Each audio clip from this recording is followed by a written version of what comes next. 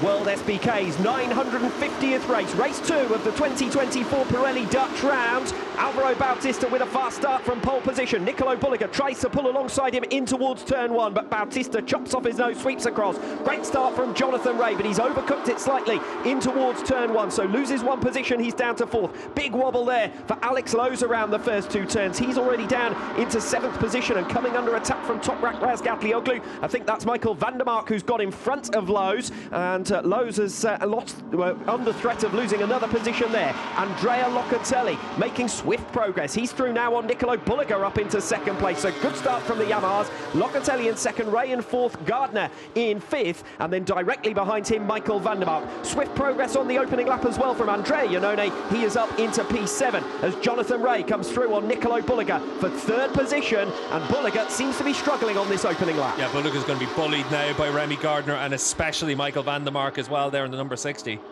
Bulliger is going to try and get himself back in front of Jonathan Rea. He's done so by moving him out of the way. Remy Gardner with the momentum, but has got nowhere to use it as they come through. The right-handers now turns 10 and 11 on this opening lap. Bautista has got Locatelli as a shadow here. There's just 0.2 of a second between them in these early stages, and Locatelli, the man who's already made a couple of positions on this opening lap, is getting his head down here to chase Alvaro Bautista, the race leader. He's had a really tough weekend up to this point, Locatelli, but out there with that softer tyre, he's really making good use of it right now at this early stage. As Toprak Razgatlioglu comes through on Michael van der Mark, that's for 6th position, just coming into the Geert Timmer curve at the end of lap number 1. So we've got the BMW's nose to tail, and there might be a little bit of a long game to play for some of these riders. I think Remy Gardner there through on Nicolo Bulliger for 3rd position. So Bulliger eventually does lose out to Gardner, having tried to fight his way back through against Jonathan Rea. Rea now under pressure from Razgatlioglu, these two who duked it out for the 2021 World Championship, and it is the 21 champion, Toprak Razgatlioglu, who comes through now for 5th position. Scott Redding, yes, that was Scott Redding, who's gone off in the background, coming through the final sector and throwing his hands immediately up in frustration as well. You can see there for Redding, we'll just see him in the background of that.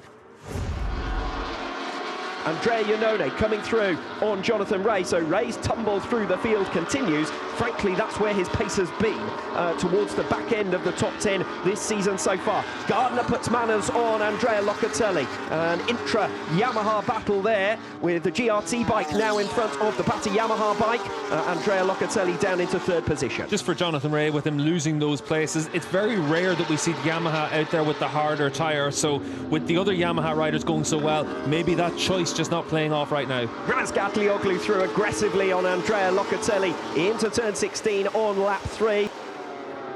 We see Remy Gardner versus Toprak Razgatlioglu, absolutely nose to tail. Toprak with an opportunity to make the pass here, and he's not going to miss that opportunity. Into Steckenwald, turn 8, and will Remy Gardner now be able to respond? He's got the short straight towards turn 9. Andrea Locatelli sniffs an opportunity to capitalise and take a position or 2. This one looks like it's going to the end of this lap 6, but Razgatlioglu for the moment has got in front of both Yamahas. Andrea Locatelli, meanwhile, trying another move on Remy Gardner, but again Gardner cuts back through on him. So Razgatlioglu, Bautista, Gardner, Locatelli, but Iannone at the moment is one to watch. He's come through on Bulliger, so too has Michael van der Mark, but I think Iannone is the man with the pace advantage, fastest of the leaders out there last time around. Van der Mark, though, on this lap has done a really good job to stabilise his pace and try and stay in front of Iannone and try and close up a little bit in the Yamahas as they fight with one another. Drops of rain now being reported in Sector 2 as well, as Locatelli comes through down the inside on Gardner. He wants to get that place, and Iannone's through on van der Mark as well, and van der Mark had to leave the circuit altogether. That's an opportunity for Bulliger to respond as well. Toprak Razgatlioglu, who's looking under pressure now from Alvaro Bautista. Look at Iannone, how quickly he's broken clear of Michael van der Mark. 0.7 of a second his gap now in front of van der Mark, and only 0.6 back from this. That's all kicking off with Bautista through on Razgatlioglu. Locatelli, well, they were almost 3 abreast the 3 different manufacturers at one stage there. Iannone's gained 0.7 of a second on that previous lap, and now is just 0.9 of a second back from the lead. Gardner says it's go time. He's through on Locatelli, so he's top Yamaha once again up into 3rd. And this is the aftermath of that spill for former teammates Alex Lowe's and Jonathan Rea. This is Andrea Iannone, meanwhile. He's already through on Andrea Locatelli, up into 4th place, and Remy Gardner is right in his sights. And Iannone's the rider I've been saying for a good few laps now that is making swift progress, and he's going to go around the outside of Remy Gardner into the gear timber curve. He can't get it stopped through there on the outside line, and Gardner's back through into 3rd place.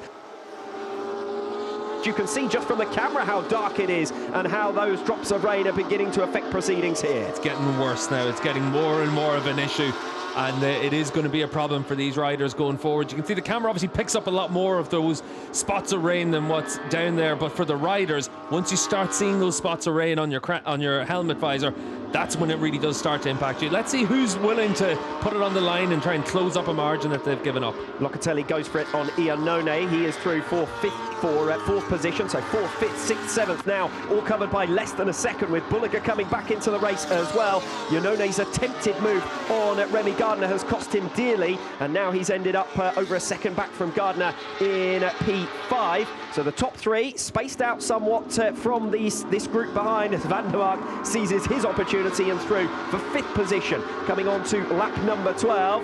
And once again, a tense scenario here in World SBK. Bautista leading Razgatlioglu and Gardner. Gap of over a second, as I said, to Andrea Locatelli. Make that Michael van der Mark. He's through for 4th position. Overcooks it slightly in towards turn 1. Locatelli back through. Remy Gardner now has an opportunity to take the race lead in the final sector of lap number 12, race 2 of this Pirelli Dutch round. Bautista leads Gardner, leads Razgatlioglu, leads Locatelli, and Michael van der Mark also moving to the inside line. Gardner through on Bautista to hit the front. Remy Gardner will be a World SBK race leader at the end of lap number 12. The one thing in conditions like this, it's about how well you can manage your tyre. If you're able to keep heat in that tyre, you keep grip. If you start battling with riders and you start slowing down and being affected by it, that's whenever you lose the temperature and you lose the grip. There's Michael van der Mark through on top rack Razgatlioglu. Nice clean move into turn 5, the hairpin. He's up into P4. Andrea Locatelli with over 100 starts in the Superbike World Championship, with 16 podiums but still without a race victory. He too feels like this could be his best opportunity, and he moves to the inside of Remy Gardner aggressively through Steckenwald on lap number 14, and it's Locatelli now who hits the front. It's a Yamaha 1-2, but maybe for not much longer. Bautista through for 2nd place, and Michael van der Mark also sensing an opportunity for a podium at his home round. Yeah, you can see the spots of rain on the camera, but looking outside our commentary box window, it's stopped raining here on the start-finish straight, so this is the moment now for someone to pull the pin and see if they're able to open a margin.